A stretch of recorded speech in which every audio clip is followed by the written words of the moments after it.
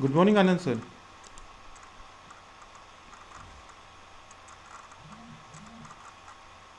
Dr. Okay. Namita. Morning, morning, Amit. Yeah, very good morning, sir. Morning, morning. Dr. Uh, Namita, can you turn off your camera, please? Dr. Namita?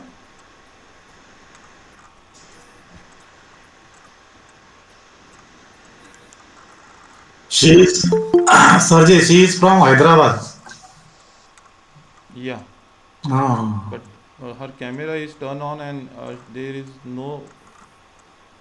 Mm-hmm. Oh, yes, yes, yes, yes. Observing.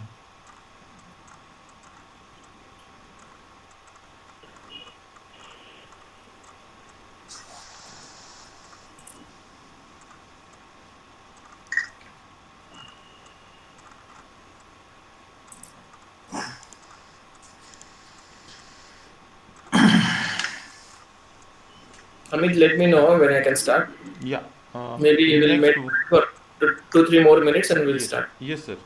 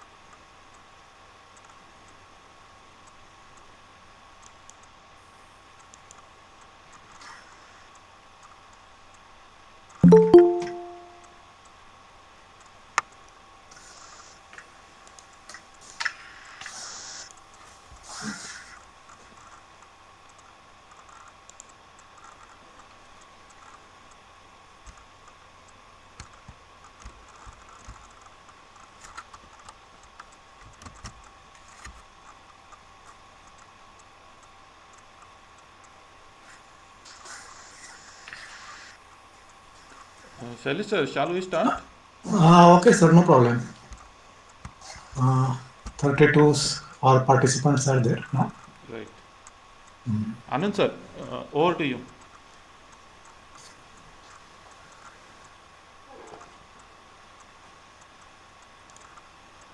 Okay, I'm sharing my screen. Huh? Yes, sir. Yes.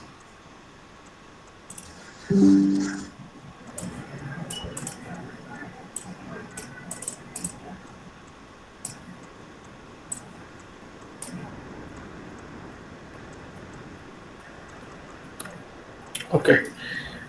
So Amit, I'll start. I hope I'm audible clearly Yes, sir. Very much. and the Yes. screen is also visible. Yes. Okay.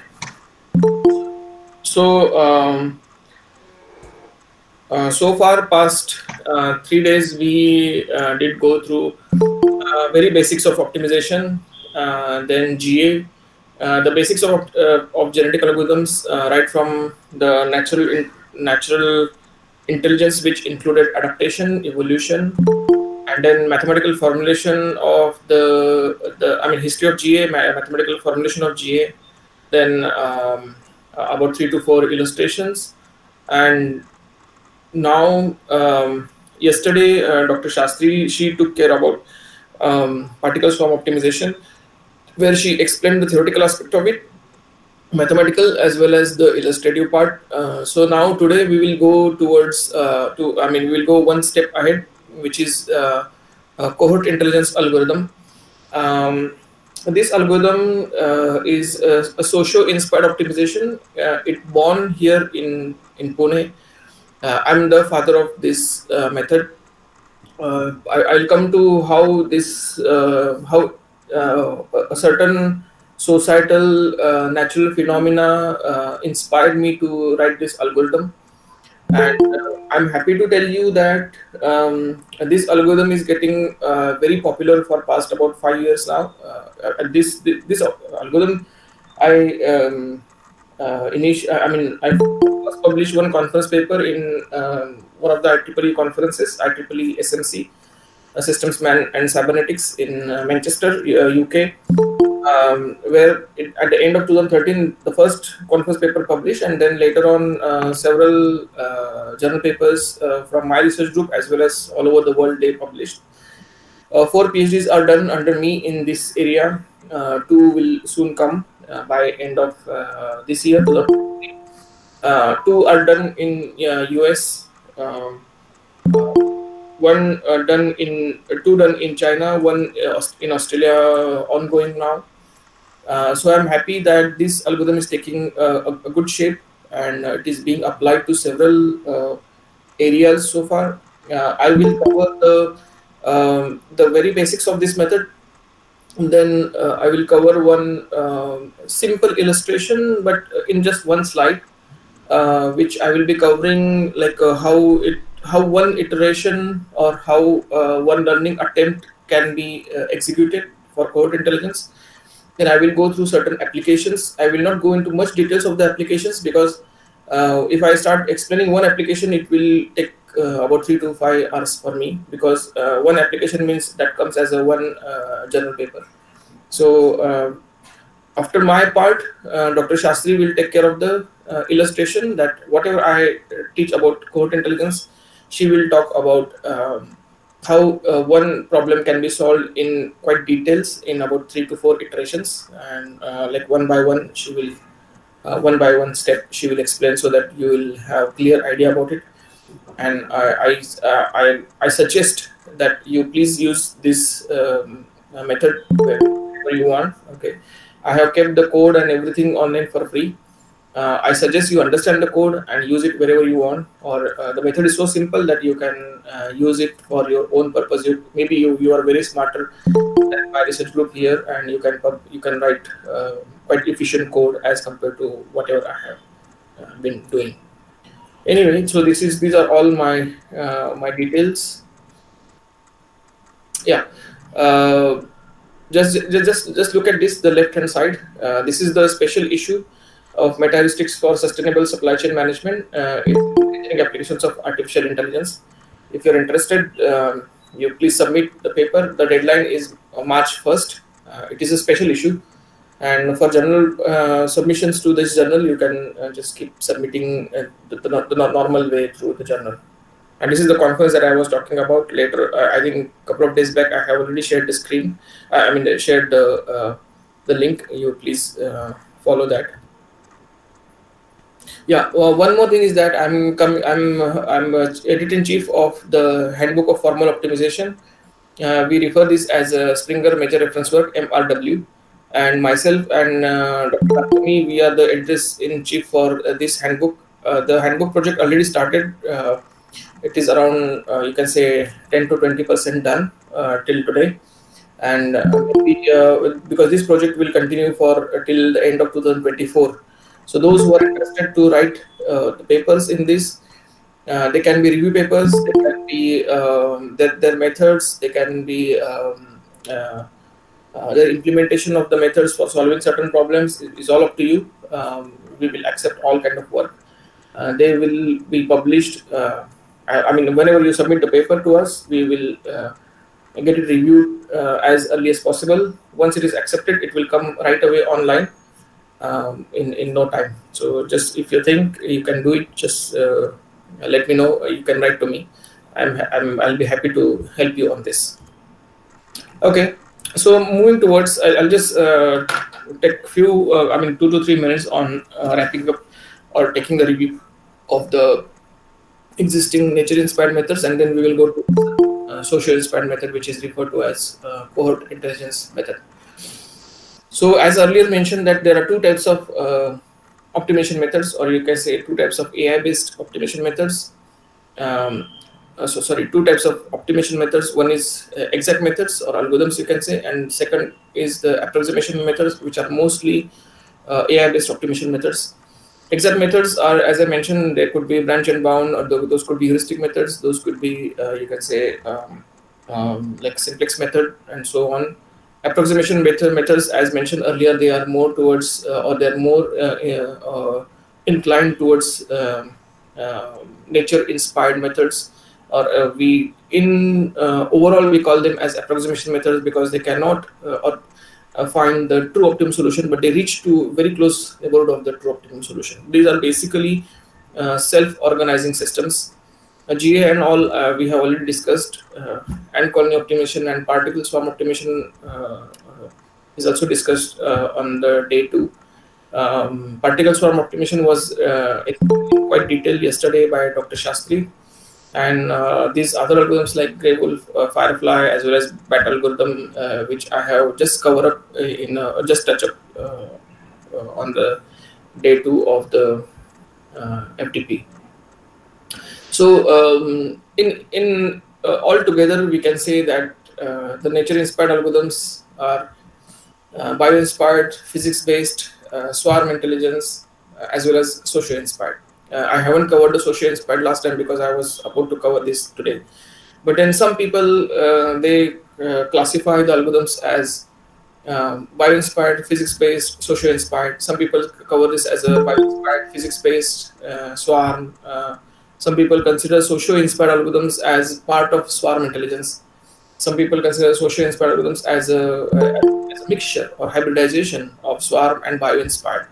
However, socio-inspired methods are basically inspired, or basically are based on the intelligence in society. Okay. For example, now here I have written down few methods like ideology algorithm, social learning optimization, and so on.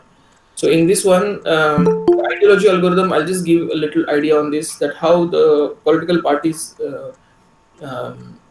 compete with one another, or you can say how the leadership between in one party they compete with one another. Like we have the top leader, then the second level of the leaders, then the third level of the leaders, then the believers like us who are all supporters of the particular ideology or party. So such kind of scenario is there in one political party, but there are different political parties which compete with one another and then try to achieve the best possible solution, or you can say the leader is supposed to be the best. Okay. So likewise, I have modeled the ideology algorithm in 2014, and then in 2016 we submitted a paper. Huan is my she was my student in Malaysia. During her masters, she coded the algorithm and written a good paper, and it was published in Neural Computing Applications. The ideology algorithm is already the details of the algorithm is already provided on my website. You can go and have a look at it. So this algorithm is quite strong as compared to others. It is winner over several other algorithms as well when we had the algorithms. Cohort intelligence algorithm was proposed by me in 2013, and then several versions of the algorithm came. I'll give you a little background of this method. Uh, I'll give you. I believe you people have lived this algorithm in the entirety in your natural world, because I myself have lived it, and then today also I'm living the algorithm. Okay, and then I believe everybody in the world till the day he borns and the day he dies, I believe is all about this algorithm. Okay, but then I'll give you a certain idea or the background of the algorithm. Uh, I when my son back in I'm talking about 2012 when he was just 1.5 years old, I used to take him to a garden here nearby. Okay, and then he used to play with other kids who were of the similar age. Okay, similar age, maybe 1 year or 1.5 year, 2 years, maybe a little bit more than that, 2.5 years. Okay, but then I can tell you that what I observed is even though the students sorry the kids didn't had any formal language to communicate with one another. Okay, still they could learn from one another. Okay, I could see that whenever my son goes to the ground, or even the other kids I'm talking about, any of the kids, whenever he goes to the garden, he mixes up with other kids, and other kids also accept him or her, and then they start playing something together.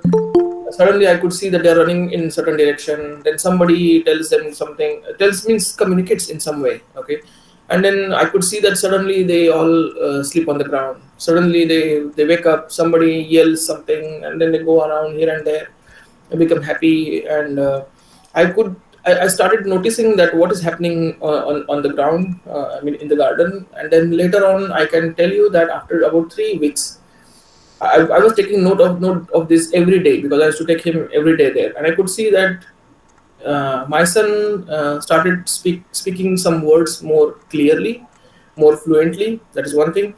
I could see that he's becoming a little bit more smarter. He's doing something which I never taught him. Maybe he has learned in the ground. And then I realized that whenever these kids play together, everybody wants to be the best. Everybody wants to be everybody wants to be better than every other kid there. Okay, and I can see that this happens not only there; it happens everywhere in the world. Everywhere there is a group, it happens that everybody wants to be better. Everybody wants to be better than everybody else. So how this happens? This happens through learning. Okay, because they learn from one another to be better. But how the learning is happening? The learning happens through interaction and competition, because they interact with one another, not only just to mingle the time, but to be better. Okay, or to compete. So so learning happens through interaction and competition. Okay, even in your first day sorry first year's classes or first year students, you may see that there is a cohort. Okay, because here in the garden with the little kids, I could see that there is a cohort. Okay, cohort means it's a group of candidates, a group of individuals which compete with one another to achieve some goal which is actually common to everyone. Everybody wants to be the best, so that is why they compete and interact with one another. Interaction and competition takes them one step, and then the next, and then the next, and then the next, and then they keep doing better and better. Okay, so this cohort you can see in your school, when you are in the school days, whenever you go to garden, whenever, even though today also whenever we come to office, we behave like a cohort. We want to compete with one another. We want to compete, we want to learn. And how do we do that? We do it with interaction. We keep learning from one another. We keep competing with one another, and then the way and the way we keep improving from one step to the next, and the next, and to the next. You see your journey since childhood, it's the same thing. Okay, So this becomes a kind of self-organizing system. That is why I mentioned about that in my earlier case here, that all the approximation methods or all the methods which are inspired from nature are basically self-organizing systems.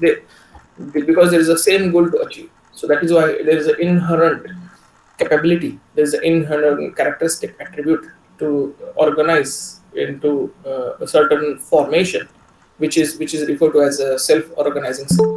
Okay, so cohort is nothing but it's a group of candidates interacting and competing with one another to achieve some goal which is inherently common to everyone. Okay, so this is what cohort is all about.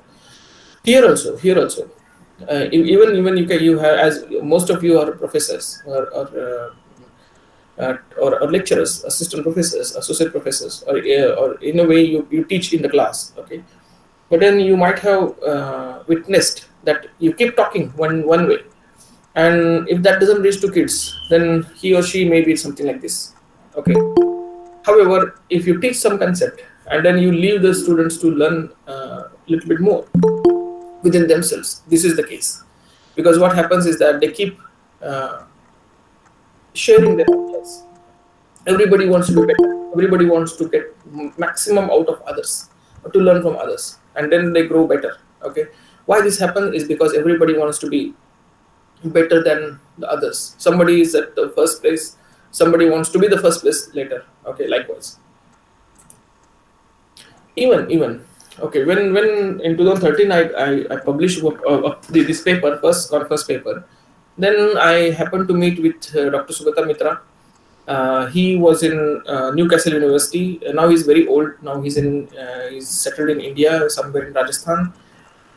He then I realized that I attended his TED talk, and then I realized that there was an experiment done on this earlier in 1999. So what he did was the experiment was hole in the wall. Okay, you can go to YouTube and then you can find later that what is hole in the wall experiment. Sugata Mitra did this experiment. So what he did was, the first experiment was done in 1999, where he fit a couple of computers in the nooks of Delhi, okay, nooks of the slums of Delhi, okay, and there was a camera which was watching what kids are doing there, okay.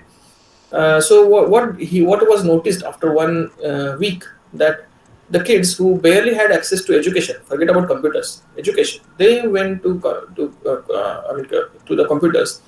They started learning how to use the computer, okay, how to turn it on, turn it off, how to type something on Microsoft Word, how to open it, likewise. Okay, I'm not saying everybody was illiterate, but some of them who knew what computer is, that learned mind started disseminating the knowledge amongst others, not only because he or she wanted to disseminate, but it's because of the curiosity of the others who wanted to get something new from those learned. And then that likewise, after 1 week, what he noticed was something amazing, that most of the kids who were approaching to the computer, was looking into looking for operating the computer, they could do lots of activities, and importantly, there was no teacher to teach them. No, there was no formal teaching. So cohort is basically, as I mentioned, that the candidates keep learning from one another through interaction and competition, and importantly, which drives it is curiosity. Okay, so coming to this point, now what happens is that during I'm going to explain this mathematically. I will show how this works, because otherwise the message may get lost. So how I mathematically modeled is that, now I'll show you that this kid, these two kids, or this kid wants to learn something from him. He also wants to learn something from him. So what is basically learning mean? Okay, see, if I want to learn something from somebody, I cannot copy him. That is what I was trying to explain during GA. That adaptation is possible. Adaptation is nothing but learning. It's not copying. We cannot copy anyone. We can learn from others. So what I did is that, suppose we have taken an objective function, which is f of x, and x has this is the set of variables, and these are the variables. Okay, these are the variables. So if we see that the objective function f of x, the value of the objective function or the quality of the objective function depends on the quality of the variables. Okay, so variables are better, it means that objective function is better. Now what I did is that I mapped these variables as the qualities of the candidates. So forget, I'm talking about these two. Suppose we're talking about these two people, these two kids. So this every kid has certain qualities. So those may be x1, x2, x3, and all this. So I consider those x1, x2, x3 as the variables because the qualities are better for an individual. It means that his behavior is better, his output gonna be better. He gonna deliver more. Okay. So likewise, these x1, x2, x3 till xn are considered as, for suppose candidate number C or candidate C. I consider as x1c, xic till xnc. So these are the qualities for candidate C, or we can say for candidate number 1, then x11, xi1 till xn1. So these are basically the qualities of a candidate, and likewise I generated a population of the candidates. So suppose I have 10 candidates, so then I will have 10 sets of qualities, and then for that one I mapped or I evaluated the objective function, which I refer this as a behavior. So behavior is, as I mentioned, that behavior is the objective function and qualities are the variables. So as a in nutshell, the if the qualities are better, behavior is better. If the variable values are better, objective function value is better. That's all. Okay, this is what all about my CI or cohort intelligence. Now, how to make it learn from one another? Okay, what I did is that I applied the Jhulelal approach for each and every solution, and then I make everyone to follow the others. Okay. Now this follow mechanism and everything, rather than explaining here, I will explain in the slide over here. Okay. Now please look at this very carefully. Suppose I have 5 candidates. Okay, 5 candidates, and I have a problem which has 2 variables, x1 and x2, and the objective function is f of x1 plus x2. It means that the objective function is just x1 plus x2. That's all. Okay. So there are 2 variables, x1 and x2. In the cohort intelligence terminology, it is basically quality 1 and quality 2. Okay. Now the left hand side I have just mapped on the right hand side. Okay. So I'll explain you this the left to right. Okay. Now, as I mentioned that the objective function is x1 plus x2, and I have 5 candidates, candidate number 1, candidate number 2, 3, 4 and 5. Okay. Now candidate number 1 has a sampling space this much. I mean, this is the legal sampling space. This is for candidate number 1, candidate number 2, 3, 4 and 5. Generally the sampling space is the same. It doesn't vary for variable to variable. Okay, but in some cases it may vary, but generally it does not vary. So here candidate number 1 has 2 variables, x1 and x2. That is why candidate 1 position is somewhere here. Candidate number 2 has x1, x2 values somewhere here, x1 and x2. So that is why its position is somewhere here. Candidate number 3 has x1 and x2 values somewhere, then it is here. X1, x2 values here. For 4, candidate number 5 has x1 and x2 values, so the position is here. Looking at the right hand side, suppose candidate number 1 has x1 and x2 value as 1.2 and 1.2. As I mentioned that the objective function is x1 plus x2, the function value becomes 2.4. That is 1 plus 2 plus 1 plus 2 equal to 2.4. Candidate number 2 has the x1 value 1.5, value 3.6. So sum objective function value comes to be 1.5 plus 3.6 to be 5.1. Candidate number 3 has x1 value 4.1 and x2 value 4. That is why the value comes to be 8.1. I mean the objective function value. Similarly, candidate number 4 has x1 and x2 value 5 and 2. So the values come to be 7. And candidate number 5 has 3.7 and 0.8. So that comes to be 4.5. Okay, so why we can see that the objective function values are shown over here. I sum it as 27.1. Now, what I did is that I apply Jhulelal approach here. Now, as I mentioned during GA, that Jhulelal approach is somewhere here. Okay, I believe you have seen this kind of wheel. I'll just explain you how this works. So this has altogether 37 slots. Okay, generally what we do, we rotate it, and then we throw a marble, and that marble stops. Suppose somebody mentioned that okay, he's ready to um, um, play for 34, or somebody said 23, somebody said 33, somebody said 20. But then, as there are 37 houses, then the probability of getting 34 is 1 by 37. Probability of getting any value of year is 1 by 37. However, based on the stake, the probability value changes in our case. Likewise over here. Okay. So what I did is that this roulette wheel I developed as a straight line. Okay, just cut at one place and put it at a straight line. That's it. Okay, similar to what I did in GA. Okay, now looking at this part, I sum all of them and then divide every objective function value by the sum. So 2.4 by 27.1, that comes to be 0.09.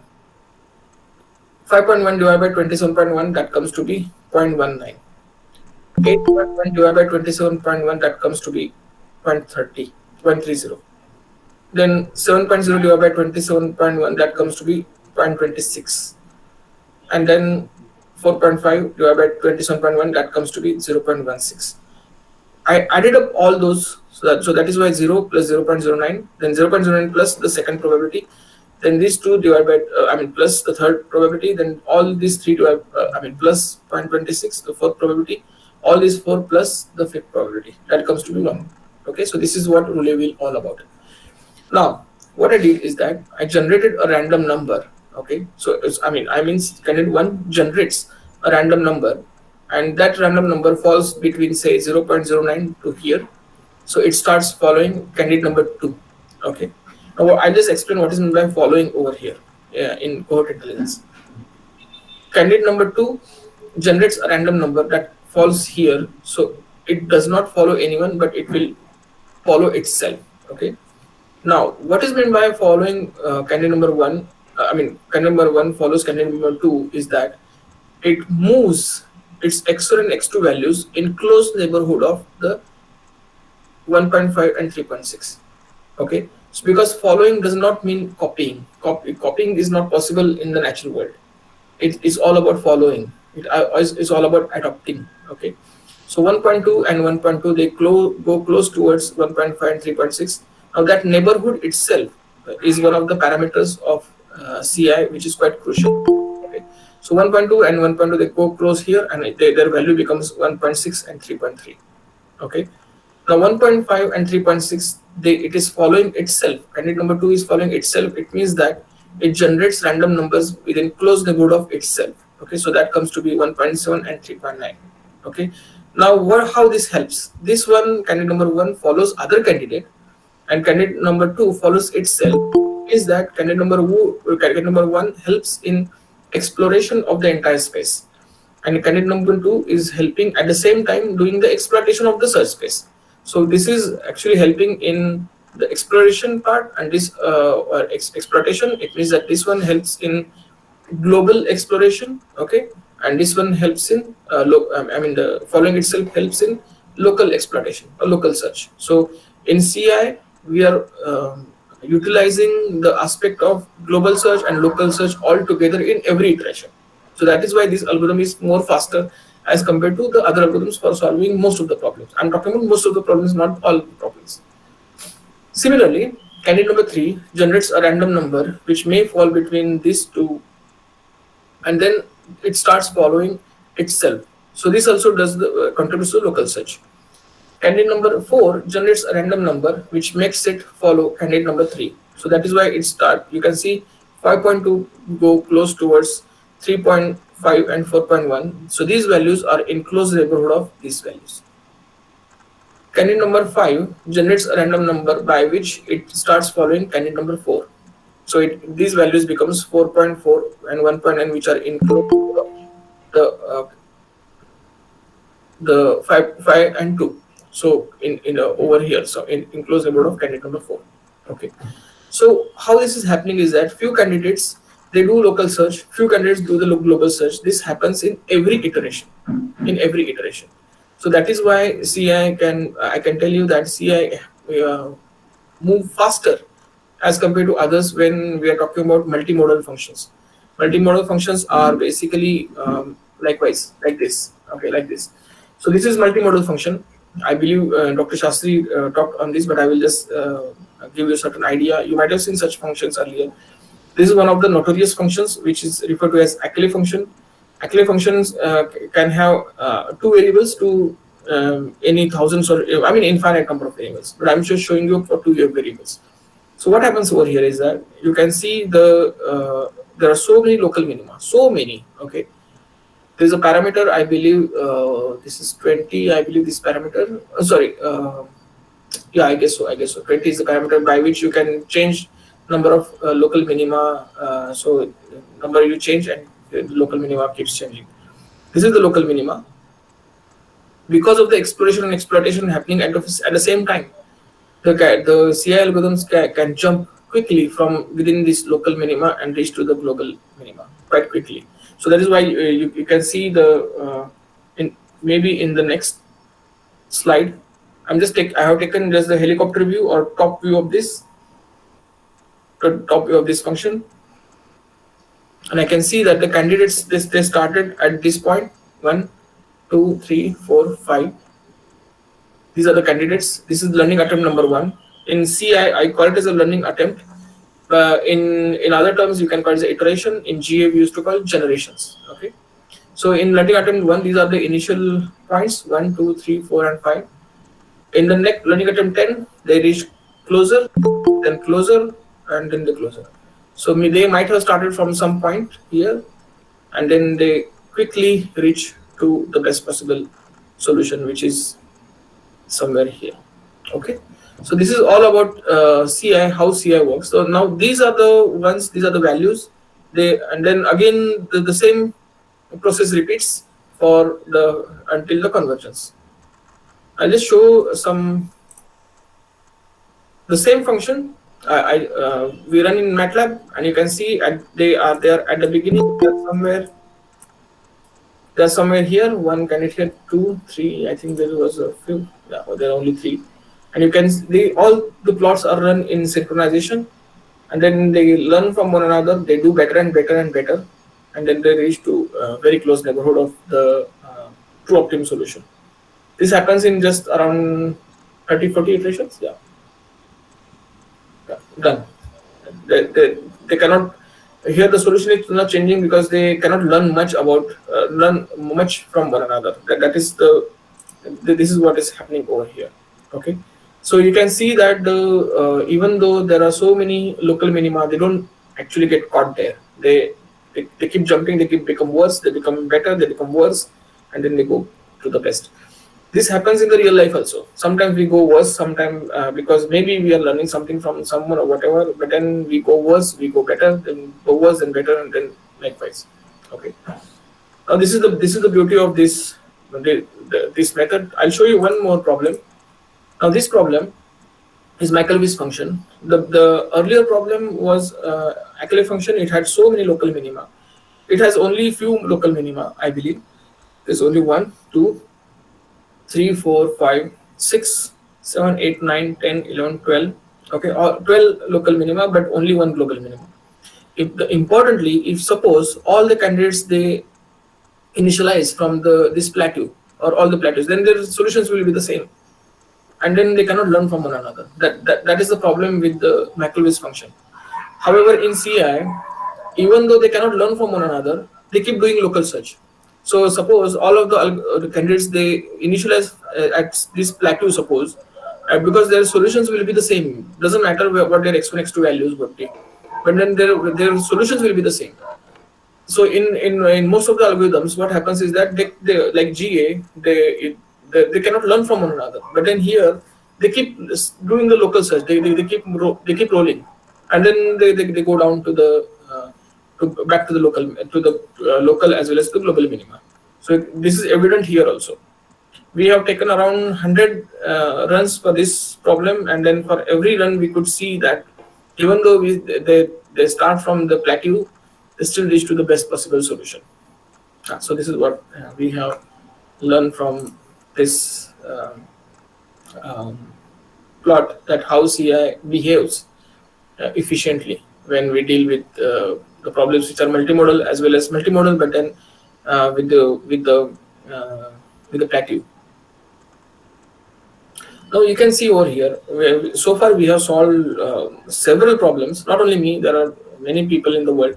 But then I would like to bring about certain uh, very good characteristics of CI, which actually plots or which actually implements the real world scenario. I just explain to you how it works. You can see over here, this is a minimization problem. This is for the Ackley function, which we just saw. You can see that the candidates at the iteration number 1, they are initialized somewhere, and then they go up and then they go down to the best possible solution. This is the second iteration and third and all that I didn't show. I'm just showing only one. But then I can tell you that even though the candidate 1 here, okay, this candidate, I think candidate number 4, this was already at the local minimum. I mean the global minimum. He was already found a solution. But the rest of them, they were quite worse. Okay, maybe this candidate number 5 was somewhere here. Candidate number 3 was also with him. Candidate number 2 was here. Candidate number 3 was somewhere here, and candidate number yeah, all these candidates were somewhere here was. But you can see after as the algorithm progresses, these candidates may become worse. You can see this was the best candidate at the beginning, but that candidate become worse to 800. Okay, but later on you can see that in this guy was somewhere here to close to 1200. But then eventually everybody learn from one another, and then they reach to the best possible solution. So what is happening here is that we could model the entire cohort self-organizing to best possible solution. Even though some candidates are worse, they become better. Those who were better, they transiently or momentarily become worse, and then and everybody learn, and then they reach to the best possible solution. So what is actually shown over here is that how the candidates jump from through the local minimum to better solution. So momentarily they become worse, but that is for goodness. Okay, worse, and then they go down and then down and all. Okay. So there are certain characteristics of the cohort intelligence algorithm. It includes the self-realized and rational candidates who learn from one another. It has self-control. It avoids it can handle the constraints. I mean, it has the inherent ability of handling constraints. So far, there are 2 PhDs done under me on handling constraints in CI, and all of them they have shown that how CI can efficiently handle constraints by itself, because handling constraint in optimization algorithms it itself is a big problem. Because during my PhD, my PhD was also on constraint handling for some other algorithm, but then this algorithm has inherent capability of handling constraints. So I'll show you maybe as I'll email some of my papers. You'll be able to understand how the constraints are being handled inherently. We do not need any of the supporting techniques like penalty function or maybe feasibility based rules or something like that. Okay. Another thing is that it has inherent ability of handling uncertainty also. So this is one of the best qualities that I have seen. Maybe it will be evident in the further slides. So far we have applied to the problems such as a packing problem. Okay. I mean, we can basically this problem is referred to as knapsack problem. But then packing problem, I'll explain that later. This is the single knapsack because we have a single knapsack and the objects. But we solve the problem with multiple knapsacks. Maybe we have not only one bag, but we have many. So in that case, we have solved for different types of several containers, something like 1,000, 10,000 containers. When I solved this knapsack problem, what I did was I considered in this by the way, I considered only one knapsack with different number of objects. So and when I compared the results with the branch and bound algorithm, I could see that for small size of problems, branch and bound and CI they perform equally well. But as the problem size increased, branch and bound could do better as compared to CI algorithm for this kind of problem. Later on, I did certain improvements, and our algorithm started working very well. So here you can see that the time required, the time required over here is almost the same. Okay, I mean this does not make much difference. But then as the problem size increases, you can see the time required for CI that increase like 8.15 seconds, 10 seconds, 14 seconds, 17, 20, 26, 34. However, for branch and bound, it remained the same. So it looks like for such kind of problems, branch and bound is doing better. But this is for the single knapsack. When I show it on the multiple knapsack, then CI perform exceedingly better, and then I'll show that to you later. For traveling salesman problem, it did okay for some kind of cases. Later on, I applied for the classification problem or clustering problem. For the clustering problem, and then I did hybridize with the k-means as well as the mutation approach of from GA I adopted to CI, and I can tell you that the CI solutions are much better as compared to any of the algorithms when we consider certain cases, data cases, or you can say test cases for clustering. I'm not going to explain all this. I'll just show how where it was applied. Then for mechanical engineering problems, we applied for the heat exchanger design problems where there are different cases of the fluid being considered inside the shell and covering the tubes and what is inside the tube. Okay, so there are methanol and seawater, kerosene, crude oil, distilled water, and raw water, and there are certain combinations. We compared the results. This is a huge problem, by the way, and all these papers have been published in all Q1 journals. So you can see the overall performance of the CI algorithm was much better when we consider the case one, that is this case one. Okay, and we got some the value of the C, which was supposed to be minimization. We are doing very well there. For the second case, we are also doing exceedingly well, 19.298. However, you can see in the third case, we could not beat the algorithms like maybe ABC and ITHS and all. The reason behind such the discrimination or such kind of results improvement for certain cases and certain for other cases is the no free lunch theorem. Okay, I hope you people know about no free lunch. No free lunch theorem is all about the metaphor that or the reality, not the metaphor. It's a metaphor, by the way, but the basic is that if you have to fill something somewhere, you have to dig somewhere. Okay, likewise, that one algorithm cannot be applied to all class of the problems, and not say applied. It cannot perform well or perform equally for all kinds of problems. Okay, but then it can be applied to solve all kinds of problems, but cannot perform equally well. But then if you have to solve all kinds of problems, then you have to assist the algorithm with certain kind of heuristic or some kind of supportive methods.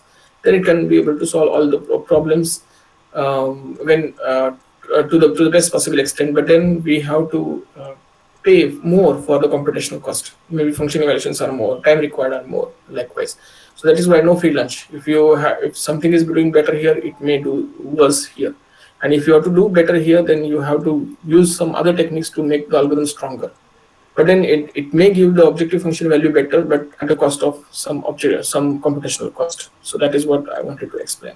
So that is why I can tell you that for case 1 and case 2, it worked very well. For case 3, it did not perform as good as case 1 and case 2. Now, there are certain real world problems which I solved. Heat exchanger problems and all those are real world, but then these are during my postdoc. I must give credit to Dr. Baki and Dr. George because they were the ones who were with me as my supervisors, finding the problem and giving me fellowship to work on these problems. I'll go to the problem, then I'll explain to you how what is the need of solving such kind of problems and how CI performed. Okay, I will not go into much details. I'll email you the paper. You will be able to understand what I'm talking about. Now, this problem is all about the healthcare technology. So, healthcare is quite booming these days, not only in India, all over the world. especially after the or during and after the COVID scenario. I'll explain this problem. Suppose I'm talking about a very worst case here. So suppose there's a hospital, and hospital wants to uh, cut the cost, okay, or increase the efficiency.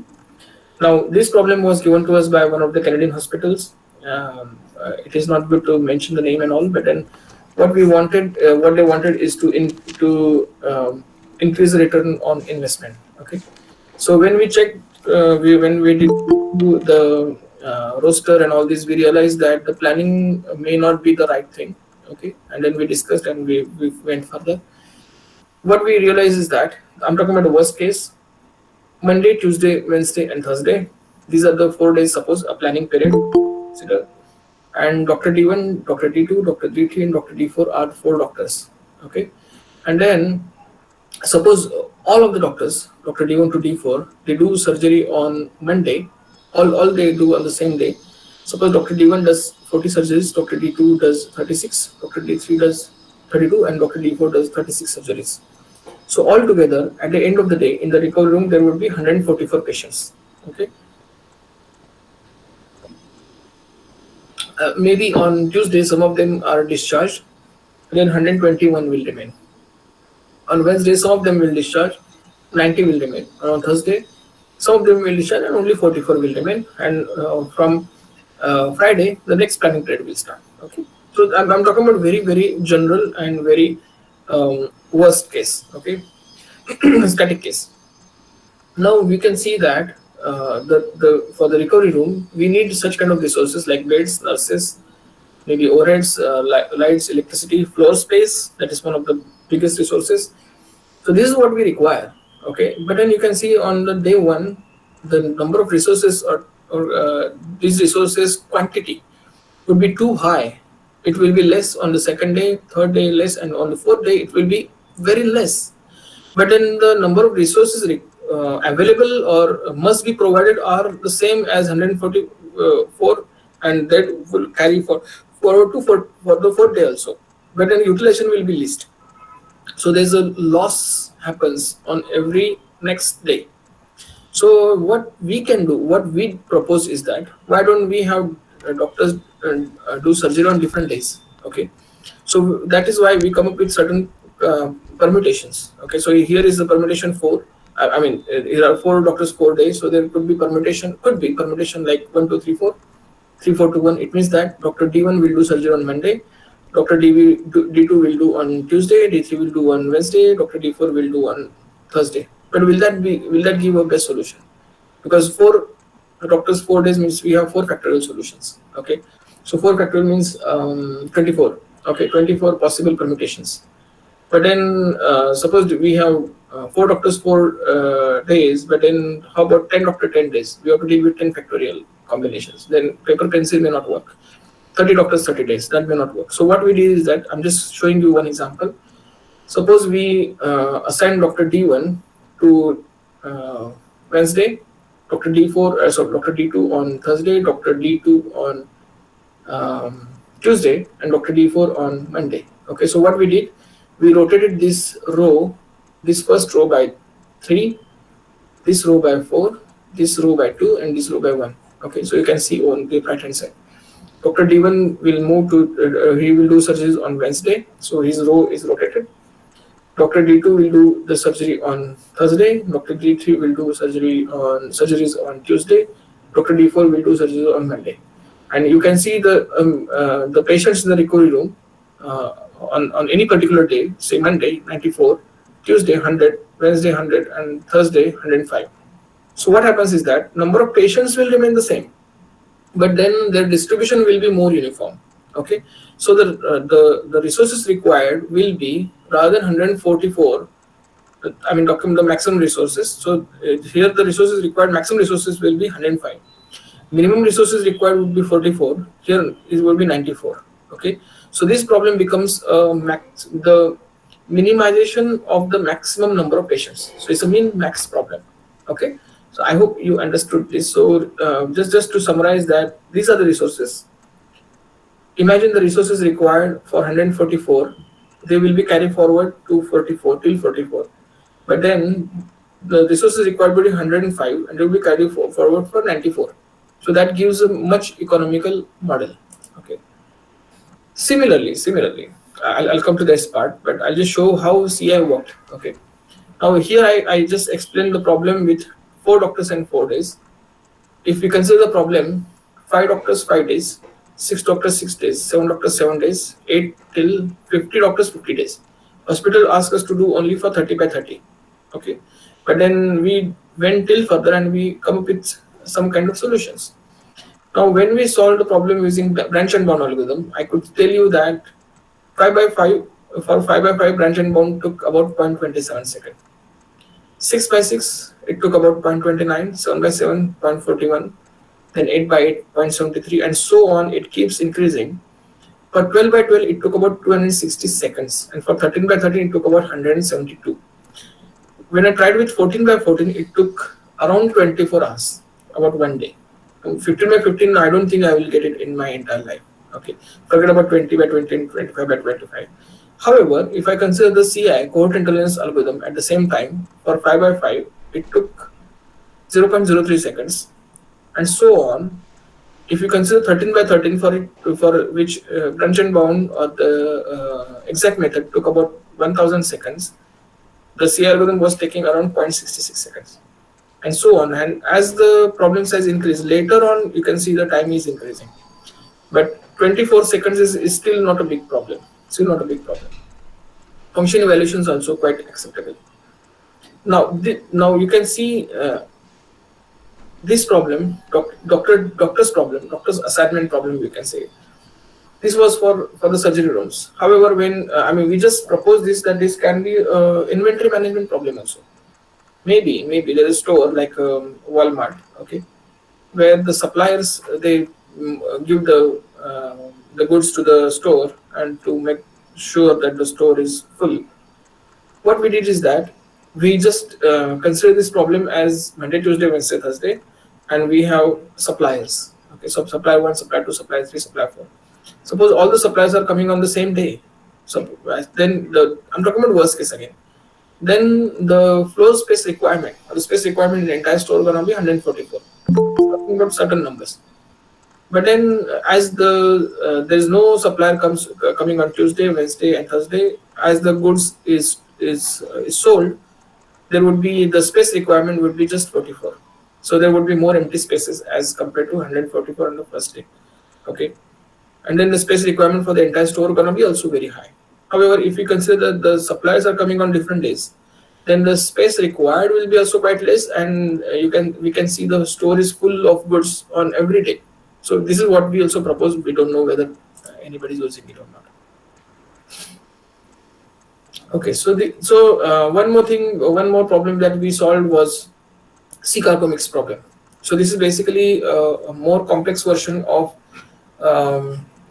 multiple knapsack problem. Earlier we had a knapsack problem. Now this is multiple knapsack problem. Okay, so in this case we have a number of cargos. Okay, every cargo is characterized by weight, volume, due date, and port of destination. So this is a C. This is one country. This is another country, and these are the ports of destination where the entire cargo needs to go. There's a origin port. Okay, and this has certain vessels. Every vessel has its own capacity of weight and volume. Okay, and then we have to fill we have to assign the cargo to different ships, different vessels, such that the weight of the weight of the vessel as well as the volume of the vessel should not be as per the capacity, and importantly, it reached to the destination point on time. So on time means it should not reach the goods should not reach to the port of destination. Say Sunday is the delivery date, then it should not reach there on Friday. It should reach or on Saturday or Sunday. Monday is not allowed at all. Okay, why not possible to deliver on Friday is because we're not talking about pens, we're not talking about mobiles, or we're not talking about anything like a computer. We're talking about goods in tons. So the one that there is receiving port or receiving party or customer may not have the space to keep all this. Okay, so we have to follow that time window. This is the mathematical formulation of the problem. Maybe later, whenever I get time, I'll explain to you. It takes little time. Now, in that problem, we devised the problem at different levels. So first was a small scale test problem, then middle scale problem, then the large scale problem. It means that the number of vessels, number of port of destinations, types of cargoes are divided into different categories. And I can tell you that there are a number of variables and number of constraints. For the problem was at the beginning it was 123 and something like that, then 74, reaching towards 286 and 157 for the small scale test problems. In that case, the heuristic methods developed by somebody, some reference, they were working well, as well as CI also, which was taking less time as compared to them, as well as the function evaluations also was quite less. As the problem size grew, so from small scale to the medium scale, the number of variables keeps increasing. You can see number of variables increase from 2700 to close to 10,000. And number of constraints increased from 927 to 2329. However, the time still required was quite acceptable, close to 3 minutes maximum. However, the time required for the heuristic methods, it increased from 1.12 seconds to 57 seconds, and for other ones from 6 seconds to 321 seconds. Importantly, for the large scale problems, the time required for by heuristics was too high. However, the time required for CI was somewhere around 61 seconds. But then the number of variables were close to 26,000, and the number of constraints were close to somewhere around maximum 6,000 or 6,000, 7,000, you can say. Okay, so I can show, what I'm trying to show is the capability of the CI algorithm. I'm not using this platform for advertising my method, but I'm just trying to show that how this algorithm is performing better as compared to the contemporary algorithms. Then the next problem is selection of the cross-border shipper problem. This is quite complex problem. This is basically a goal programming problem. This photo is taken from my office. One side is Canada, one side is US, and this was a Ambassador Bridge. And you can see that it's always crowded with the traffic. Okay, so the problem was given to us that how to reduce the maximum waiting time per vehicle, okay, to get a clearance from both the sides. The problem aggravated when from 1994, when there was a North American Free Trade Agreement between US, Canada, and China, US, Canada, and Mexico, that there would be a free trade between them, three countries. So the traffic increased, okay, exponentially. So the problem aggravated. So this problem was again the similar way, but in this case we formatted the problem as goal programming, and then we added the fund availability, due dates, and then what are the shippers, whether they are compliant or non-compliant, and then at what part of the container, what kind of food, what kind of goods is there, whether the computers are going with the bricks or the food is going with garbage. We allow such kind of, we avoid such kind of scenarios. Certain scenarios were allowed, and so many, it was quite complex problem for us. So we formatted the problem with a single period as well as multiple period, and then we solved the problem. I can tell you that I'm happy to tell you that in this case we solved the maximum problem size somewhere around 883,000 variables, and similar number of same number of constraints. It still took about 141 seconds for us, and the solutions were exceedingly well as compared to the branch and bound method, which was 11.50% better as compared to the other algorithms. Later on, we solved the problem of the rescue, or you can say the swarm robotics problem for the disaster management. Now we are working on the next version of it. We will come to that later, maybe after 1 year or so, whenever we find some good solutions on this. So this actually, what happened was when there was a earthquake in Japan. At that time, you can see that the Fukushima power plant was devastated due to earthquake. There was no tsunami inside, but it was devastated. There was lots of radiations, and they had to deploy the remote operated robots to go inside and see whether somebody is alive, what is the enormity or of the damage, whether some machines are working, and so many other things. But then I come with the idea that why don't we deploy some kind of bots? Okay, so this guy we consider this as an alien territory, and these are the bots. They go inside and then they they have a look at they gather the information, and then they learn from one another what is the information, and then they go out of the territory, and they cooperate with one another, and then they go out of the territory. This is the case where there is no obstacle, but then there could be certain obstacles which are the rectangular shape. There are different probability cases which I don't think I need to explain here because they are a little bit complex level. So there could be one obstacle, but there could be many obstacles.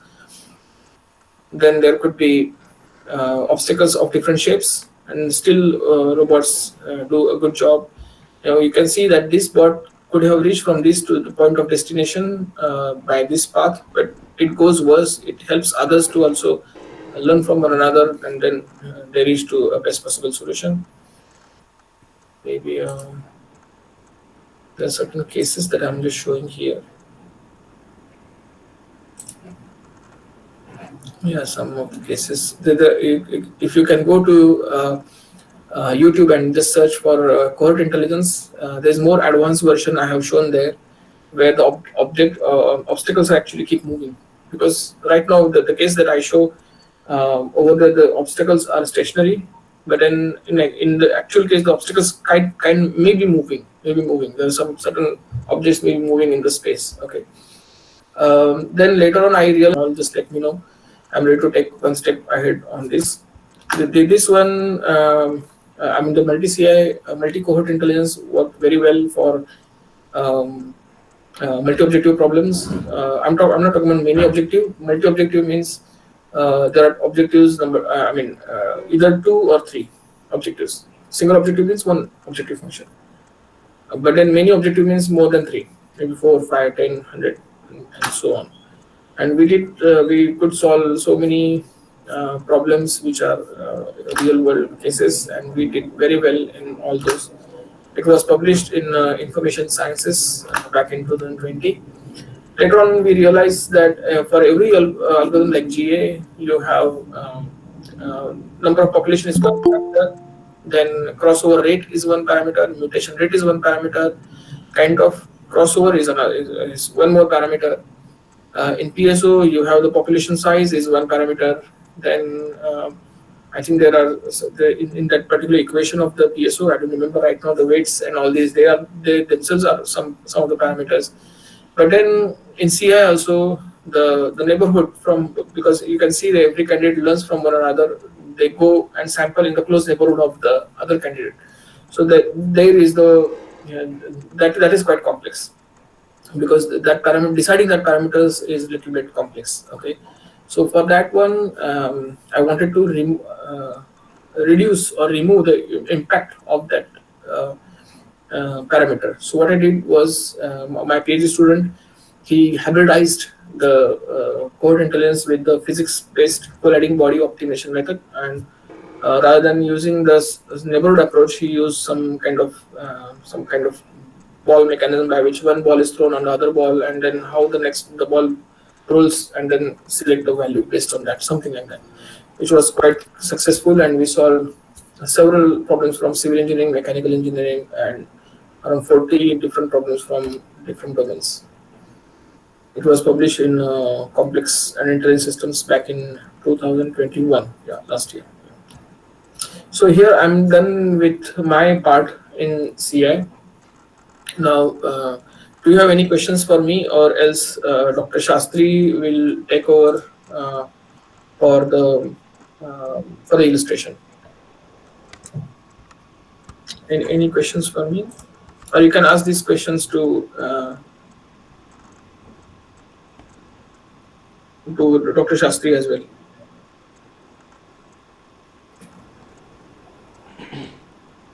Dear participant, do you have any questions?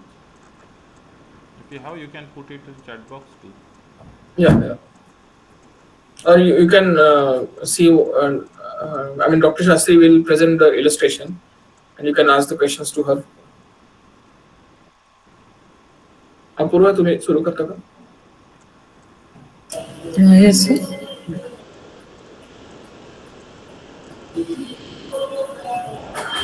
As of now, there are no questions from the participants. So, Okay, okay. Apurva madam, you can start. Thanks, Dr. Doctor said great work. So thanks, thanks. Yes.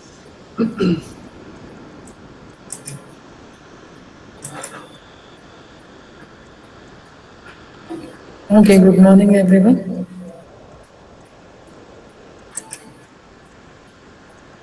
Very good morning, ma'am. Good morning. I Okay, think so, there is a echo from your side. yeah. Apurva, I have muted. Please go ahead. Okay, okay. Yeah. Thank you, sir. Okay, so right now we'll start with illustration of CI first. We were having two questions yesterday. We'll take those questions at the end of session or maybe tomorrow morning, because right now you have understood CI, so it will be beneficial if we directly start with illustration of CI first. So again, as it is an illustration part, it would be like yesterday, that we will be solving everything on pen and paper. So today for CI illustration, I will be covering sphere function, which I talked about yesterday also. So we will be taking two variables for sake of understanding the illustration, and the interval is from -5.12 to 5.12. Let me share my screen, and it would be great if you can solve along with me. And if you have questions in between, you can ask. And just like yesterday, you can tell me the answers, how you are getting the values. If there is any problem, you can let me know. So let me share my screen.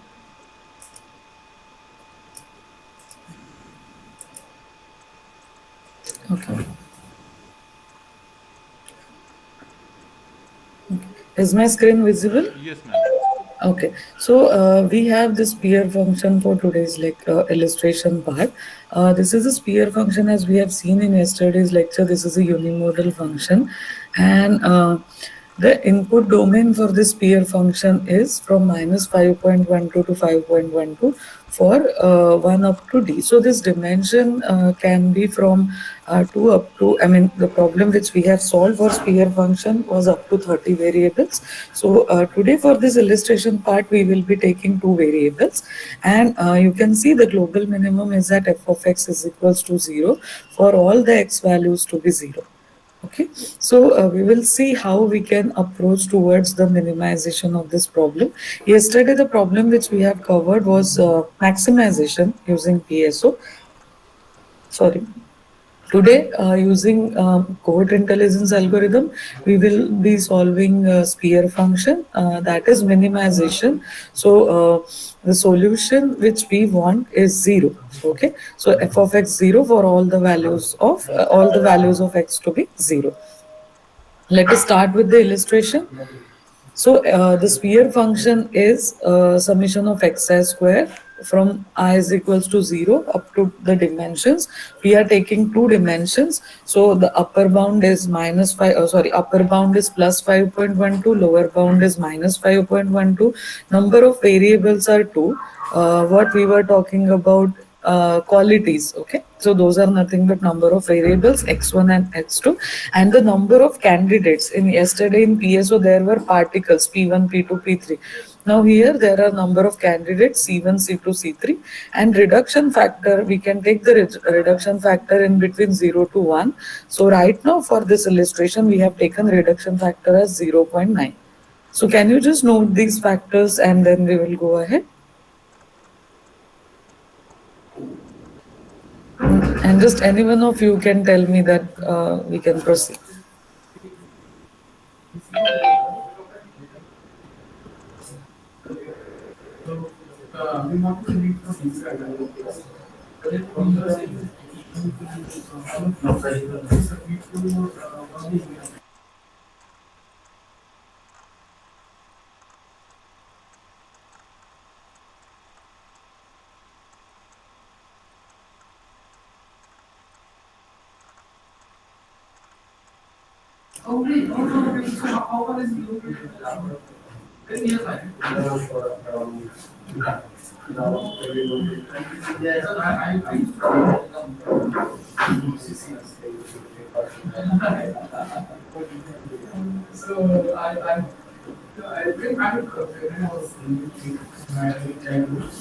Okay, ma'am, you can proceed. Okay. Yeah, thank you. Right now, we will be covering 3 or 4 learning attempts for illustration. And learning attempt one is nothing but iteration one. So let us start with this learning attempt one. We have taken 3 candidates C1, C2, C3 and 2 variables X1 and X2. These values have been taken randomly from the interval -5.12 to 5.12. When you are going to write the code also, like in tomorrow's lecture, I'll share the or I will explain the MATLAB code also to you. I am very much conversant with MATLAB, so I'll explain you the MATLAB code, and maybe the other languages you can convert the code in, like Python, R, or whatever the languages you are using. So that there also we will write the random function rand, and then we will be giving the interval from -5.12 to 5.12, and then the random numbers will be generated. Here, for the sake of calculation, for the ease, I have selected these numbers. Again, the disclaimer, you can select any numbers in between -5.12 to 5.12. Here we all will take the same numbers, so that it will become easy for all of us to check the illustration, and if we go wrong somewhere, then we can correct each other. Okay, so the x values for candidate 1 are zero point 0.5 and 1, for candidate 2 -1 to 2, and for candidate 3 1 to -2. 1 and -2, not 1 to -2. Okay, then we will calculate the this objective function first. So objective function will be calculated as xi square, summation of xi square. So x1 square plus x2 square. So f of xc1 will be the square of x1 and x2 for candidate c1. Similarly for candidate C2 and candidate C3. Just calculate this much, write about the learning attempt work, and then we'll proceed with the probability calculations.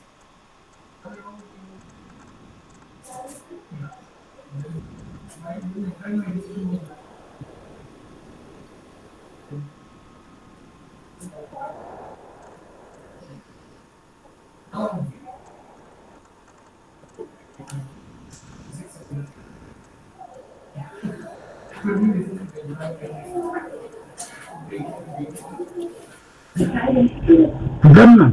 Yeah. Now probability calculations. As explained by Dr. Kulkarni, we are doing the minimization thing. So probability calculation will follow this formula.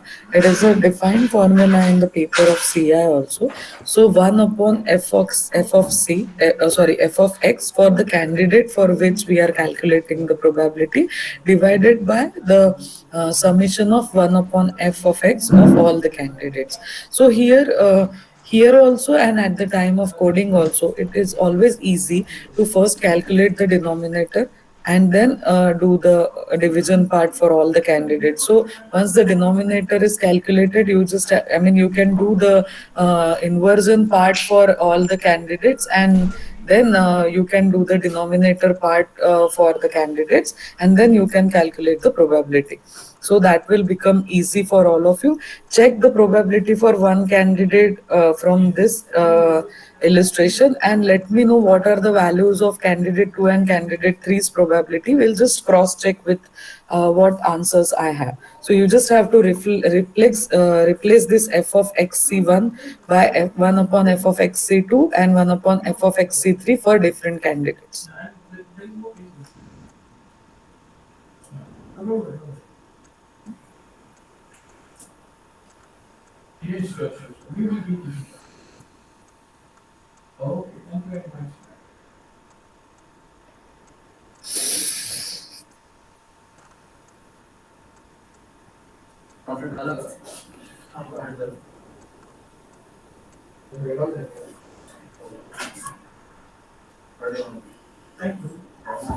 So denominator will be same in case of all the candidates PC2 and PC3, and we just have to change the numerator part as 1 upon f of xc2 and 1 upon f of xc3.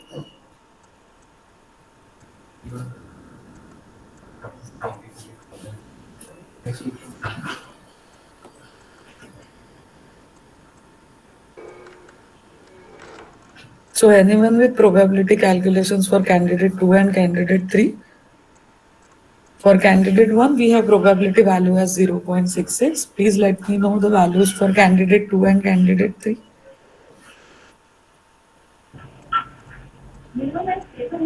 I was right. 0.166. Okay, for candidate 2 and for candidate 3? Same. Okay. Yeah, obviously, because the objective function values are same for candidate 2 and candidate 3. Okay, so 0.16 for probability calculation of candidate 2 and 0.16 for probability calculation of candidate 3. Everything is clear till this part? Yes, everyone clear till this part? Then we should take only 2 digits after decimal No, point. see, the precision value can be decided according to the results which you are going to compare with. Because in general, when we solve CI, we have taken precision of 16 digits also. When we model the algorithm, when we code the new algorithm, like for multi-CI, for CI expectation algorithm, we have taken the precision up to 16 digits, because when we claim that value is zero, it should be 0.0000 up to 16 digits. Okay, so sometimes value can be seen as zero, but if you go to the decimal places, then it can be 0.0079 or something like that. But when you are going to compare the results with other algorithms, then the precision which is given by the other algorithms, that much precision can also be taken. So in some of the papers where we have taken the application of this CI and multi-CI, there we have kept precision up to 4 decimal places, 3 decimal places also. But definitely when we are doing illustration part, that time we should go for 16 digits. But here, as this is paper and pen illustration, we will just take 2 decimal places, so that if you don't have calculators with you, still you will be able to do the calculations. Okay. Fine. Fine. Yeah. Okay. So now Ruleville approach. Now Ruleville approach, as you can see, it will look like this. But when we open a Ruleville, then it will be from zero to up to cumulative probability. Okay. So this cumulative probability will be nothing but the probability of candidate 1, that is 0.66. So 0 to 0.66 is the span for candidate 1, we can say. Then 0.66 plus 0.16, that is 0.82. This much from 0.66 to 0.82 is for candidate 2, and 0.82 plus 0.16 is 0.99, which is for candidate 3. Now, how to check whether your probability calculations are correct or not? So, definitely one thing is there, that you can calculate the cumulative probability, and cumulative probability value should be 1. Okay, so always cumulative probability value will be 1, and then and only then you can say that your calculations are correct. Okay, so obviously 1 means 0.99, 0.98, that much tolerance is okay, but you need to check whether the cumulative probability value is correct or not. So if the cumulative probability approaches to 1, then definitely your calculations are correct. This is very this is a common thing for probability, but sometimes when we do the coding, at times the error can happen, that values are more than, 1 also. Sometimes we'll get 2, 3 because of some error in the calculation. So that is the first thing. If probability calculation, you can put if loop also. If the probability cumulative probability is greater than 1, then you should terminate the program there only and do the calculations again. This thing I will explain again. We have to open the roulette wheel, something like this, to understand the roulette wheel. And as we have 3 candidates, this span is for candidate 1, this is for candidate 2, and this is for candidate 3. This has been marked from the probability values obtained from the probability calculation formula. And 0 to 0.66 is for candidate 1, 0.66 plus 0.16, that is 0.82, is for candidate 2, and 0.82 to 0.99 is for candidate 3. Clear level approach? Yes. Yeah. Okay. Now, this word is very important. Assume. We have done the assumption here, but when we will write the code, then at that time we will write the rule level formula, and depending on that, rule level code, and depending on that code, candidate will generate a random number, and that random number will be checked whether it is falling in the span of candidate 1, candidate 2, or candidate 3, and then it will be decided that candidate is following which candidate. Okay, so now according to my assumption, candidate 1 generated 0.69. 0.69 is the random number generated by candidate 1 for its follow mechanism, and hence the candidate 1 will follow candidate 2 as candidate. This random number generation 0.69 is in the span of candidate 2, 0.66 to 0.89. That's why candidate 1 follows C2, that is candidate 2. For candidate 2, the generated random number is 0.77. This is again an assumption. Random number generation can be anything, 0.1, 0.2, 0.3, 0.4, any number. It may happen that all the candidates are following the same candidate. It may happen that candidates are following one candidate is following, all the candidates are following same candidate, all the candidates are following different candidates. All the possibilities are taken care in the program of rule level. Okay, as candidate 2 generated 0.77 and 0.77 will fall in this span only, candidate 2 will follow candidate 2 itself. Okay, so why I have taken this example also, because I wanted to show that candidates can have the qualities which they can feel that those who are the only better qualities than the other candidates, and hence they have that option also, which we call generally as follow itself. Okay, so they can follow themselves also, they can follow better candidate also, and they can follow the worst candidate also. It is not necessary that candidates will always follow the best candidate. Okay, then candidate 3, the number generated is 0.299, 0.29, and that falls under this category, and that's why candidate 3 will follow candidate 1, that is C1. Any confusion in this or any question in this? Ma'am, if the random number falls at the center between these two numbers, suppose 0.66 and 0.82, which it will follow? Could you please pardon? If the random number generated Uh, is in between the C1 and C2 values, which it will follow? Means which values? 0.66. Random number generated is 0.77 like that. If it is between this two, I am really sorry but आपका voice बहुत break हो रहा है. आप मुझे फिर से थोड़ा सा क्लियरली बताइए. थोड़ा सा डिस्टर्बेंस आ रहा है वॉइस में. I am really sorry. okay. I'm audible now.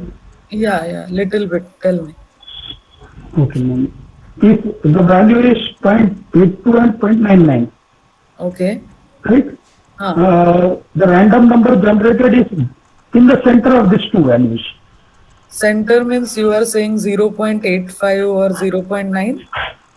0.99 and 82 का center में जैसे it will be center में. Okay. 0.91. हाँ. So whether it will follow it will follow C3 only because it is in between the interval of this. best. It will follow the best. No, it is not best. It is this Okay. 0.82 to 0.99 is interval for candidate 3. So if it Yes. is 0.83 also, if it is the value 0.83 also, still candidate will follow C3. If it is 0.98 also, still candidate will follow C3. Okay. Okay, so this entire span is for candidate 3, and definitely see, in general, bigger the span, then chances of following is more, because then random number generation की जो probability है or possibility है is more because the span is more. But still, as it is totally random, it can generate any number in between 0 to 1, and hence the follow mechanism can be done. Okay. Okay, yeah. Okay. Now, See, candidate 1 is following C2. Candidate C2 means candidate 2 is following itself, and candidate 3 is following candidate 1. So we need to change the qualities according to follow mechanism. If you see your earlier matrix, this one, then as candidate 1 is following candidate 2, the qualities of candidate 2 will be transferred to candidate 1 because it is following candidate 2, so it will adopt all the qualities of candidate 2. So C1 will now have variable values as -1 and 2.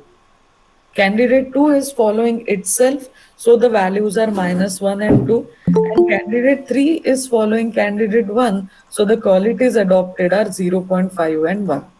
That's why the matrix which is here after the follow mechanism changed to be like this. Try to understand this again. Candidate 1 follows candidate 2. As C1 follows C2, the values or qualities of candidate 2 are adopted by candidate 1, and that's why the numbers are changed as -1 and 2. Candidate 2 follows candidate 2 itself, that's why the qualities are not changed at all. And candidate 3 follows candidate 1, and that's why the candidate 1 values are here. Any question in this? Got it, madam. Okay, okay. Now, the main, you can say the important part of the CI algorithm, that is sampling interval reduction and the calculation of new bounds, and then the calculation of new variable values. Now see, try to understand. This is our span, okay, or this is our range. It is -5.12 to 5.12. And our solution, right now we know that the sphere function has global minimum of 0. So the solution lies in between, like something here, okay. Now what we want the solution as 0 value. So we need to reduce the search space, or we need to decrease the search space.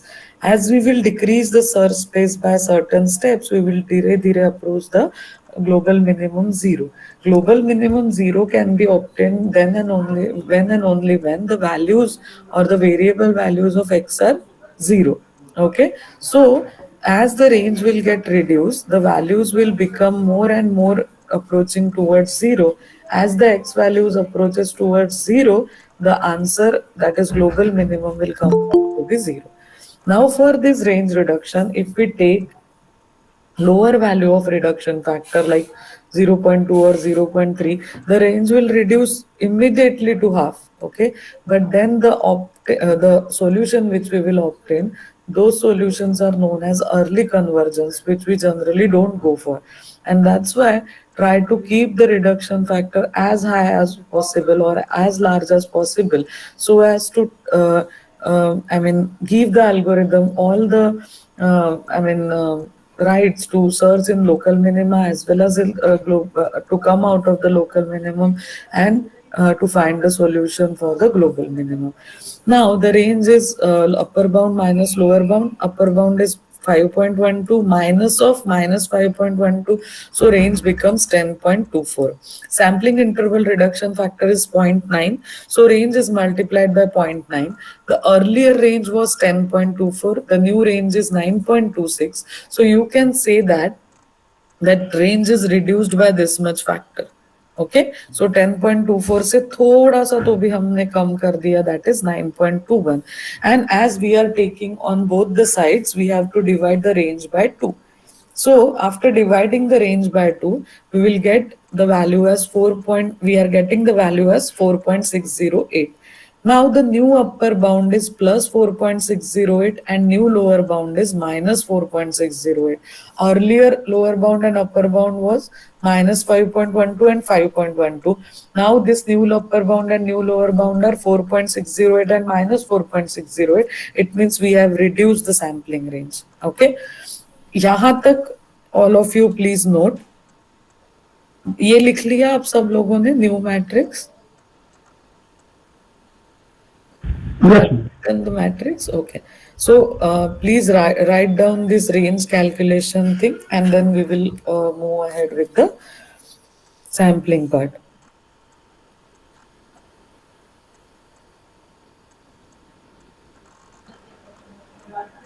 Ma'am, is there any criteria for reduction factor selection? It should be point 0.9 or 0.95, No, or we see, can select any random like value. I myself have solved many real world examples also, and solved all the 75 benchmark problems, in out of which 25 were hybrid problems also using CI, okay, using multi CI also.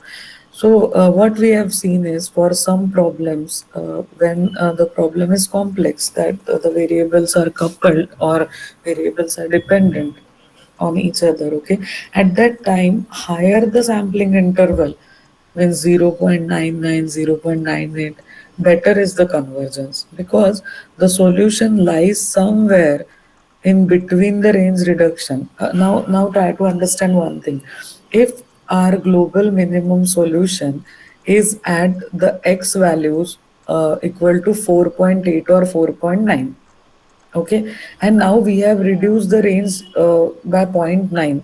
Now the new upper bound and lower bound are 4.6 and minus 4.6. Now what if the value of x should be 4.8 for the global minimum? Then in that case what we have done the early convergence thing, because of which this quality पे solution lie कर रहा था, that quality itself we have discarded by doing the reduction. So if we do the just to check whether whatever we have done is correct or not, we can keep a sampling interval less, and then we can just check, okay, we are getting results or not. Higher the sampling interval, more number of iterations will be required. But if we reduce the range, I mean, with a higher interval, then there are chances that we will miss on the solution which we require. And that's why it is always advisable to keep the interval reduction factor more than zero point 0.9 only. But some like sphere function and some other functions, they are actually quite easy when compared to other real world problems. For them, if you keep sampling interval reduction factor as zero point 0.4 or zero point 0.5 also, still you will get the answer. Okay. Yes, ma'am. Yeah, so all these things are decided on the preliminary trials, and it can happen that for a couple of problems, some sampling interval reduction is working very well. For a couple of problems, you have to change the value. So it all depends on the nature of the problem. Are you satisfied with the answer or anything else? Yes, ma'am. Okay, okay. So let us go ahead. Now, this is very important. Try to understand these two lines. If the new upper bound exceeds the original upper bound, make it original upper bound. It may happen, जैसे we will proceed, that the calculations for new upper bound and new lower bound can be greater than 5.12 and less than minus 5.12. Then this is not allowed. Right now this is correct whatever we have calculated, but ऐसे हो सकता है कि जब हम addition या subtraction करेंगे तो जो न्यू अपर बाउंड और न्यू लोअर बाउंड आएंगे, those will be greater than our original upper bound and lower bound, and our original upper bound and lower bound are 5.12 and minus 5.12. These are predefined ranges, okay, range. We cannot exceed this range to achieve the solution. So, while doing the calculation, if the new upper bound is going beyond the original upper bound, then you have to assign the value to that upper bound as original upper bound. And if the new lower bound is going below the lower bound, which is original lower bound, then assign the value of the original lower bound to that new lower bound. So you can see here, if the new upper bound exceeds the original upper bound, make it upper bound. If the new lower bound exceeds the original lower bound, make it lower bound. Clear? Now what we have to do? Try to understand, okay? हमारे पास range थी -5.12 से 5.12. उस range में से हमने कुछ random numbers select किए which we have written in the original matrix as 0.51, sorry, -1, 2, and 1 and -2. Okay, now we have created, or we have you can say obtained the new upper bound and lower bound, and those new upper bound and lower bound are these. Okay, but when Dr. Kulkarni was also explaining CI, you must have heard the word close neighborhood, close neighborhood. What is this close neighborhood? Now, if we find the random number again from this interval, then there is no point of the qualities which were adopted by the other candidates about the values 1, -2, -1, 2, 0.51. What about those qualities? So what we have to do, we have to find out the random numbers for every candidate, though that is nothing but the qualities for every candidate in the close neighborhood of the qualities adopted by those candidates. Now, it means that we cannot find the random number in between -4.6 and +4.6 for all the candidates. No, we have to obtain new upper bound and lower bound for every candidate, every quality. And out of those new upper bound and new lower bound, we will find the quality. How I'll tell you. Candidate one follows candidate two. यहाँ पे हमने एक matrix लिख लिया था -1 and 2. Now candidate one का जो quality one है it is -1. We will try to make the new upper bound and new lower bound for candidate one's quality one, okay, in the close neighborhood of -1. Okay, सो -1 के right hand side में और -1 के left hand side में हम नया अपर bound और नया lower bound generate करेंगे. And from that new upper bound and lower bound we will randomly generate the quality for candidate 1. How to do that? So this is -1. New upper bound is 4.608. New lower bound is -4.608. We have to add this on the both of the sides, and then we will get 3.608 and -5.608. Okay, 3.608 is acceptable, but -5.608, it exceeds the original lower bound and hence make it lower bound. -5.6 हमारे original lower bound से भी कम है. It is not acceptable, and that's why we have changed it to, or we have adopted the original lower bound value, that is -5.12. Now the new bounds for x1 of candidate c1 are -5.12 to 3.6, and we will find out the random value from this interval for candidate 1 quality 1. Similar calculation we will do for candidate 1 quality 2, that is x2. 2 plus 4.608, 2 minus 4.608. 6.608 exceeds plus 5.12, so we will make it 5.12. Minus 2.608 is acceptable, so new bounds for x2 are -2.608 and 5.12, and we will find out the value in between this sampling range. Write down these calculations, and if you have any question, please ask me. आपको अभी के लिए थोड़ा सा confusion हो सकता है, this is just learning attempt 1. When we will proceed with learning attempt 2 and 3, everything will get clear. So don't worry about it.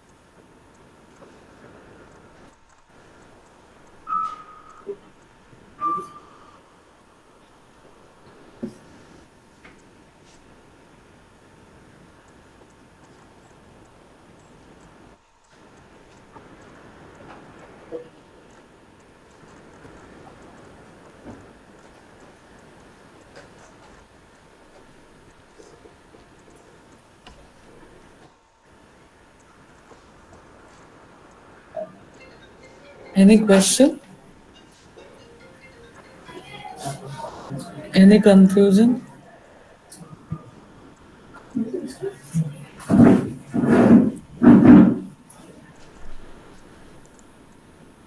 If you have understood these calculations,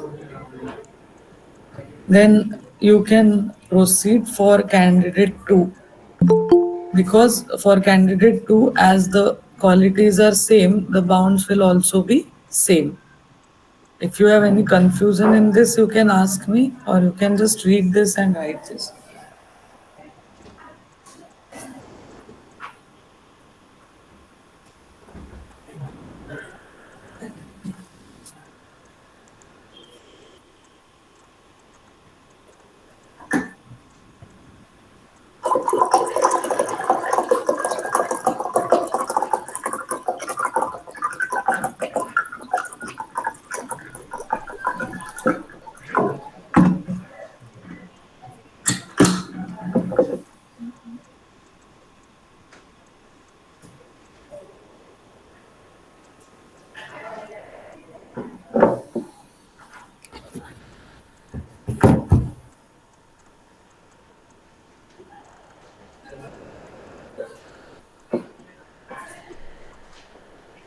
Ma'am, excuse me. Yeah, yeah, Uh, please.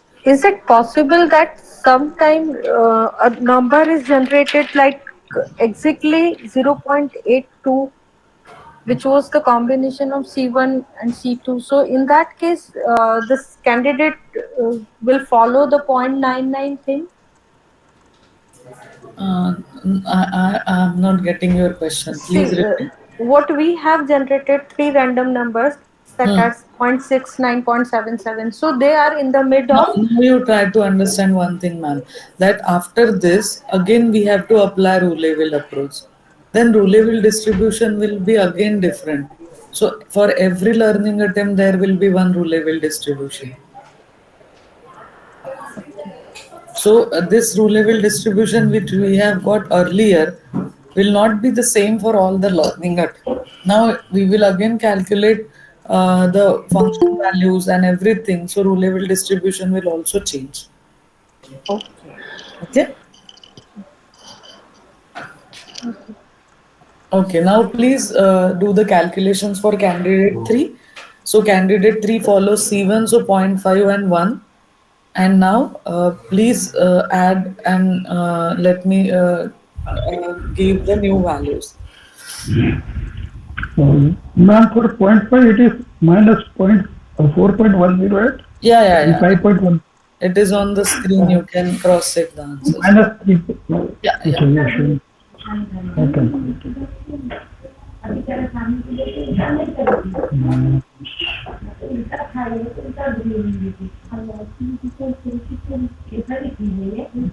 Ma'am, Yes. third value, it should be minus 3.108. Uh, आपकी आवाज फिर से 3 तो point,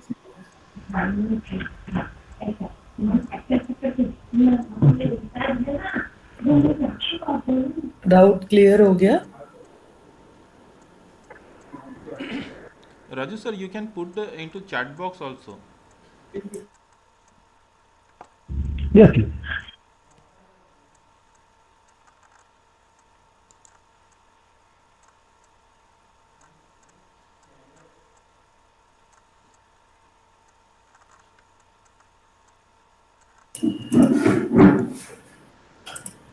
Amit question है का कहीं?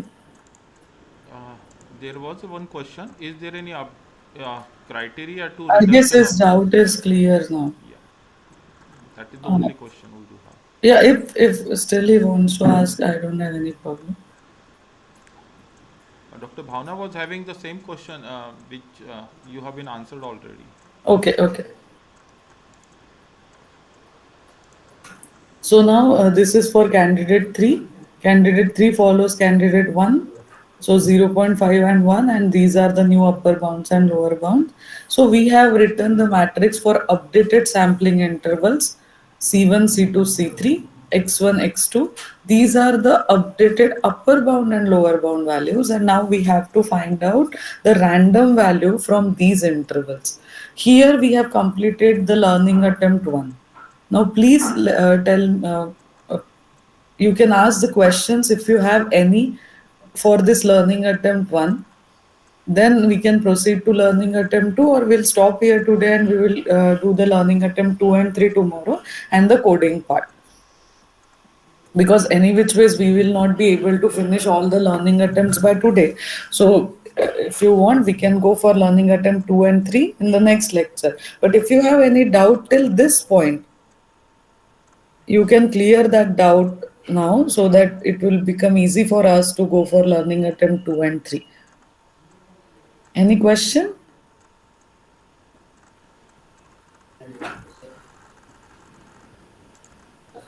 Is it okay if we cover learning attempt 2 and 3 tomorrow? Participant, if you have any doubt, please let us know. Ma'am, C3X1 value, lower bound, it should be minus 3.608 or minus 4. For C3? C3 and X1 column. C3 for quality 2, 1 or 0.5? 3, X1. X1, 0.5, okay. It should be value of the interval which we have in the last slide. Okay. Below. This one. It is minus 4.108 or it should be minus 3.608. Minus 3.6.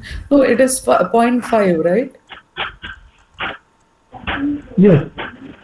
So if you add 0.5 plus minus 4.608, then it will be the subtraction 4.608 minus 0.5.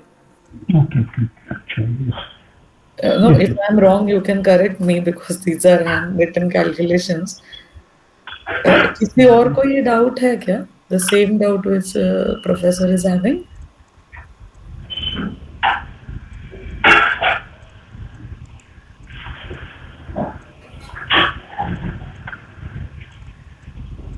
Is it correct, sir? Have you got the answer?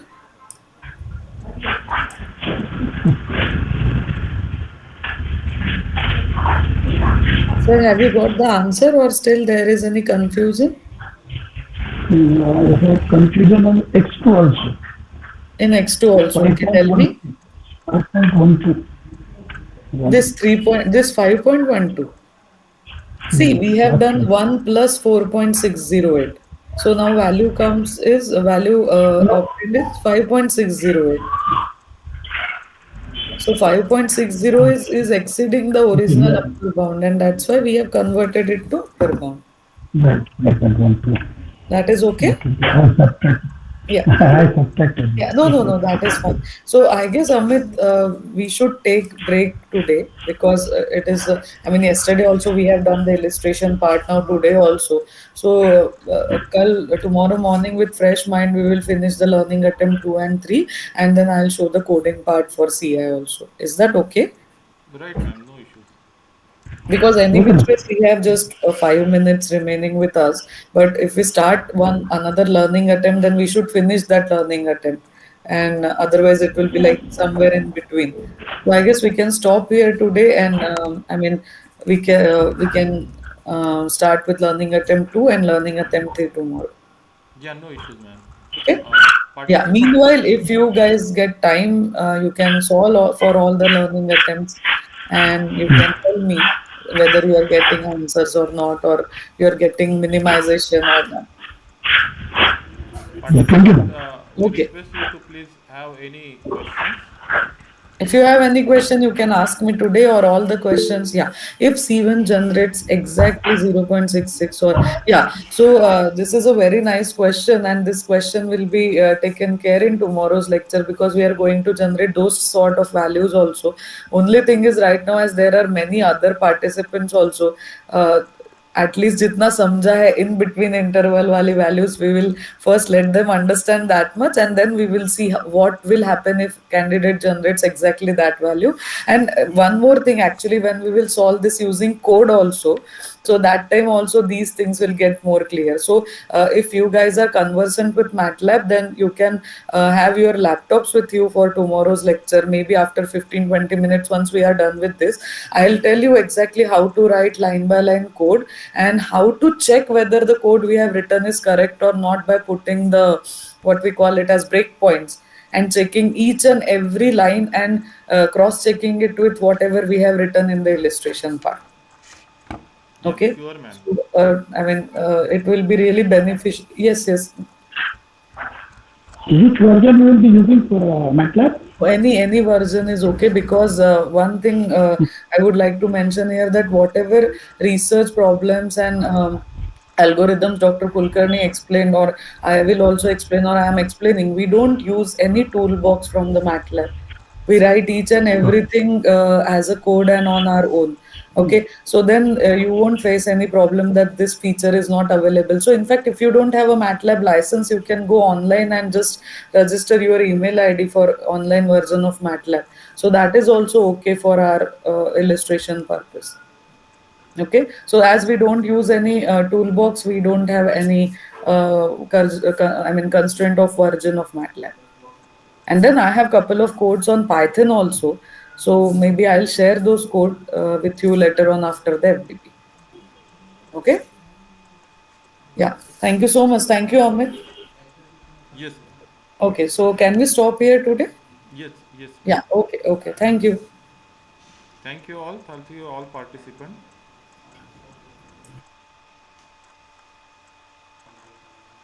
The attendance link will be shared in your chat box. Shailesh sir, we are closing the session. Okay, okay, sir. Okay, no problem. No problem.